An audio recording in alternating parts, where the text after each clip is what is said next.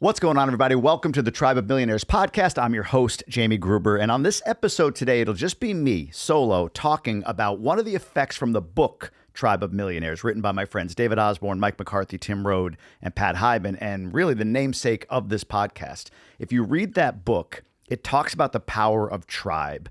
And there are 6 different effects in that book. And the one I want to focus in a bit today on the topic I'm going to talk about is the connection effect. So here's what I'm going to talk about. Many of you that follow this podcast know that about 2 years ago, I decided to move with my family to the Dominican Republic. Now, when we made that move for 1 year. The intent was to be an adventure for a year, get the kids exposure to some language skills, culture. My wife is originally from there, so it just made sense. We wanted to travel after I had quit my job and go see somewhere else in the world. And, she still has family there. It just made sense. So we intended to stay for 1 year, but we ended up staying for 2. And what I want to get into is the reason why, and what I want to make a bit of a disclaimer here. I love the United States. I love my country. And I'm going to talk about some of the reasons we stayed in relation to the connection effect, meaning this sense of connection to other people. But it's not because I don't love the United States. It's simply something right now that I noticed while we were there, the reason we stayed, more aligning with the values that me and my family share. If I had to sum up what our values are, I would say we are fairly conservative. We are more Christian, although we're not religious. Our kids have never, maybe once, have even stepped foot in a church. So it's not about religion or Catholicism or Christianity or anything like that. But if I were to align with the set of values, I believe in two parents in the household. I believe in a strong sense of faith in a higher power. For us, it is God.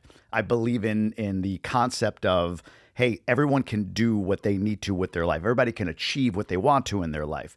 So it's not about Republican, Democrat. It's not about Christian, Muslim, or anything like that. But I would say our values are more conservative Christian. If that aligns with you, great. If it doesn't, hopefully it makes sense as we talk through it.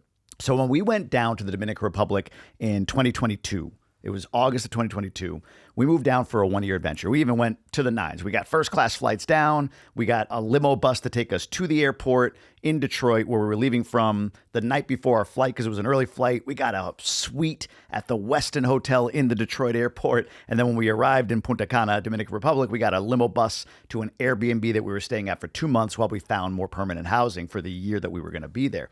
So we did it up. It was a lot of fun. And the idea, again, was the story. We were going to come back in a year having had exposure in another country, our kids doing a year of school there, language. Hopefully our kids picked up the language.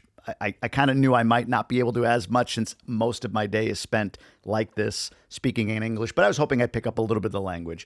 And I'll tell you, about 6, 8, 9 months in, we were talking about is this adventure over? Are we sure we're ready to go back? And we actually booked flights for August 31st, 2023 to fly back 2 weeks before, because we were like, oh, you know what? Before we go, let's get one more little adventure in. We took a quick trip down to Medellin, Colombia, which is from the Dominican Republic. It's an hour and 40-minute flight. It's so quick. It was $200 or $250 a ticket to fly a round trip for our whole family. And if you've never been to Colombia, people think the Dominican's cheap. It's not. Colombia is cheap. It's very inexpensive there. The US dollar does very well against the Colombian peso. So we did that trip. And on that trip, we said, you know what? We're not ready to go.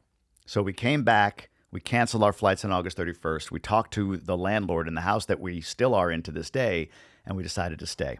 And here's a few reasons, a few of the things that we talked about then. And as we've now committed to yet another year, we just paid our kids' private school tuition for the 2024-2025 year. And we're looking potentially to buy down there. As we're committing for, call it the indefinite future, probably not forever, maybe not forever, but for the indefinite future.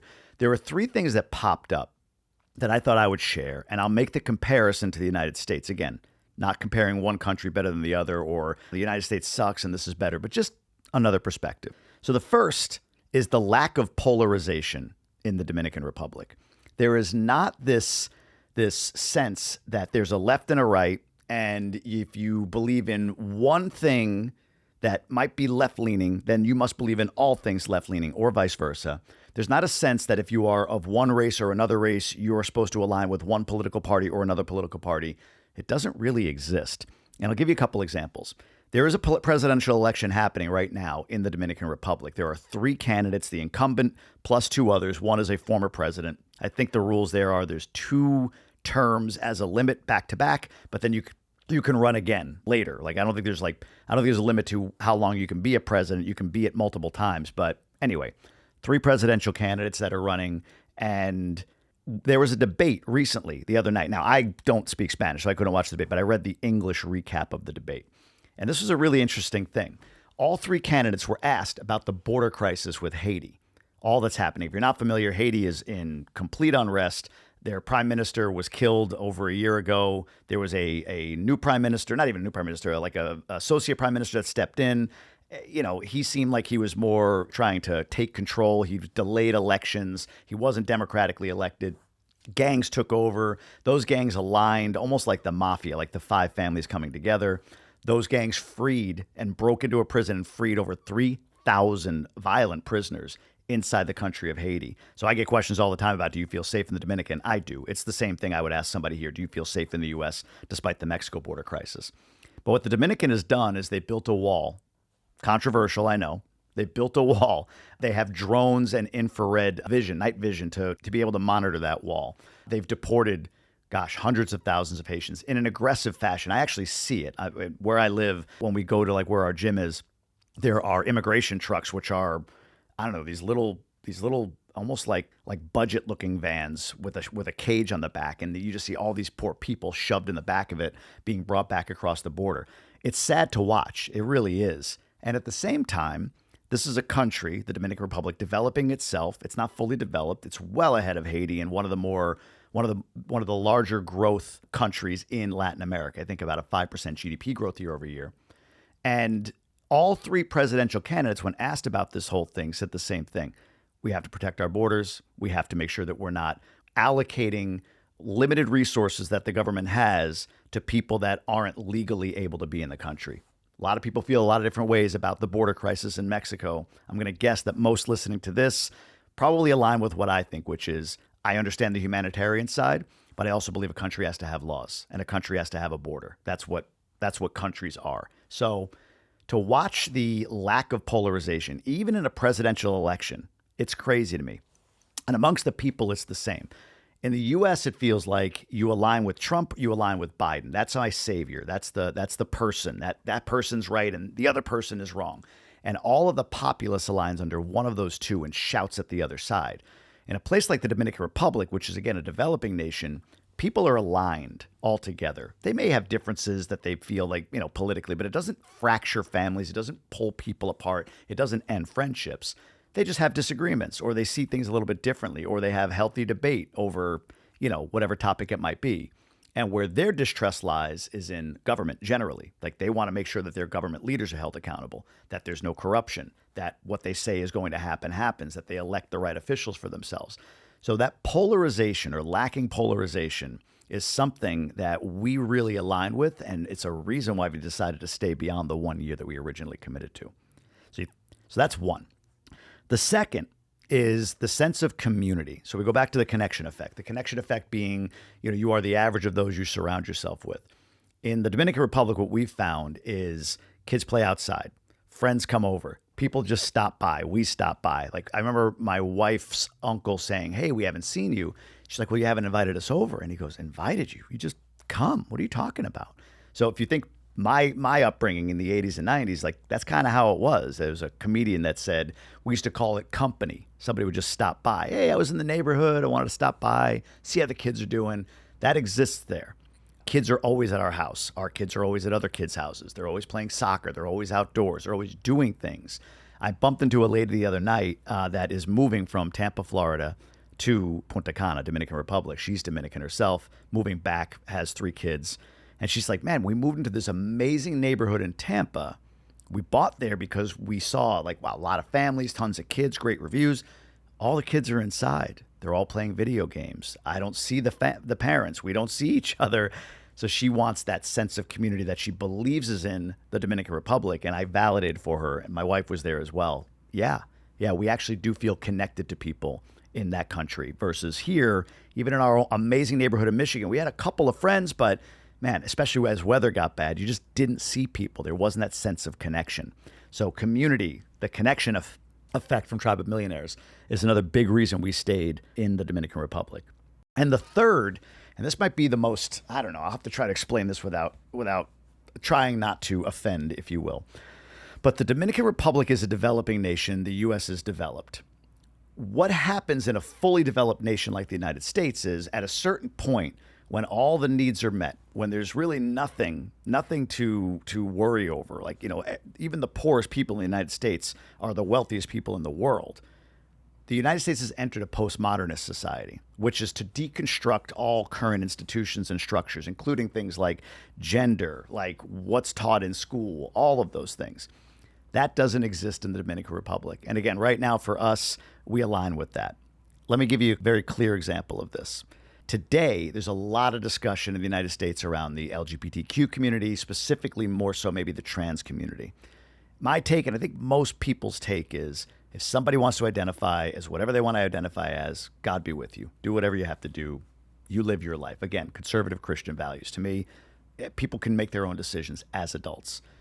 Where I get concerned in the United States, I think a lot of parents do, is when the agenda is taught and or promoted in school, especially with young kids like mine who are 8 and 5, soon to be 9 and 6. 1, and 2, when there is a movement toward, if a child, for whatever reason, feels as though they want to identify a different way, that the teacher has the right to understand and know and use different pronouns, use different names at the child's request without involving the parent under the guise of, it may not be safe in the parent's household, in the household for the kid. I'm sure that happens, but I think we're talking about the exception to the exception. There's very few instances where a kid is going to be physically or verbally abused for having a feeling or a thought. Happens, but I think that's been used as a straw man as to why teachers should have the right to have a conversation with kids about this stuff without telling the parents. It just doesn't make any sense to me. Even more so, anybody would agree that if a kid said, hey, I want to smoke a cigarette, or I want to drink a beer, or I want to own a gun, or whatever, any teacher, any adult would be like, well, that's ridiculous. But if a kid says to a teacher, I think I might be a boy or a girl, and they're the opposite sex, for some reason that's become acceptable, and the teacher has the right to hold that information from the parent. That doesn't fly with me. But that's postmodernist, deconstructing. What do they say about gender? It's a construct. We have to deconstruct it. There's words like patriarchy used in the United States, which I think is just damaging. And I just hope, and I think we're seeing a turn back in the other direction, a return to sanity, my take, as we go through this whole entire thing in the U.S. But in the Dominican Republic and developing nations like that, you don't have that postmodernist push. Doesn't make the DR perfect, doesn't make the U.S. imperfect. All I'm saying is on these 3 things for us where we are right now, those are reasons why we felt like our staying in the Dominican Republic better aligned with our values, with our family values, with what's best for our kids, and so on. So when I go back to the connection effect from Tribe of Millionaires, all of this has to do with a lack of connectedness that we feel in the United States. Postmodernism is a lack of connectedness. Again, some people are trying to deconstruct and pull apart, conservative values, if you will. When you look at postmodernists, when you look at the sense of community, that connectedness that we have with one another in another country like this, we really, really enjoy that. So connection effect is the key. That's my take. I just think there is a crisis right now in the United States around highly polarized rhetoric, around the postmodernist agenda trying to deconstruct even things as, in my mind, basic as gender and sex. And for us right now, it just doesn't align with our values. So that's why we're sticking around. I think the connection effect is such a huge, huge piece. That's why I'm part of GoBundance. That's why many of us are part of GoBundance that might be listening to this podcast, because we're looking for the ability to interrelate with other people that share values, that want each other to do well, and that really hold back judgment, honestly, on how other people are living their life. To me, that's the essence of what I mean by conservative Christian values. Judgment is for God. It's not for me to make on somebody else. So that's the connection effect. That's my take. That is a quick outline on why we decided to stay out of country for going on our 3rd year. And I hope that helps everybody. Be sure to drop a comment down in the YouTube video. I'd love for you to subscribe if you haven't already to either the audio or the video podcast. I appreciate that. And I hope this topic resonates and helps, and be great to start a discussion. Send me an email. I'd love to hear from you.